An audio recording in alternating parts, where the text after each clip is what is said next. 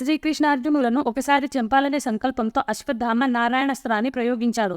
కానీ ఆ అస్త్రం శ్రీకృష్ణుడి దగ్గరికి వెళ్లి కింద పడిపోయింది. ఎందుకిలా జరిగిందని అశ్వత్థామ వ్యాసుడిని అడిగాడు.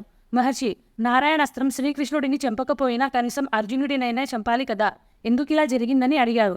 అప్పుడు వ్యాసుడు, ఇద్దరిని కలిపి చంపాలని నువ్వు అనుకున్నావు, కానీ అస్త్రం చంపితే ఇద్దరిని చంపుతుంది, లేనిచో ఇద్దరికీ ఏమీ జరగదు.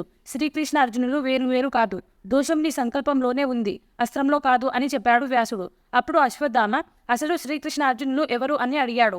అప్పుడు వ్యాసుడు, నారాయణుడు అనే ఋషీశ్వరుడు శివుడికై ఎన్నో సంవత్సరాలు ఘోర తపస్సు చేసి సకల అస్త్రశస్త్రముల వల్ల మరణం కాని వేదన రాని కలగని వరాన్ని పొందాడు. ఈ నారాయణ ఋషియే శ్రీకృష్ణుడిగా అవతరించాడు. నారాయణ ఋషి మహావిష్ణు అంశతో అవతరించాడు. నారాయణ ఋషి యొక్క మరొక అంశయే నరుడనే ఋషి. ఈ నరుడనే ఋషియే అర్జునుడిగా అవతరించాడు అని వ్యాసుడు అశ్వత్థామతో చెప్పాడు. వీడియో నచ్చితే like, share, subscribe and comment. Thanks for watching.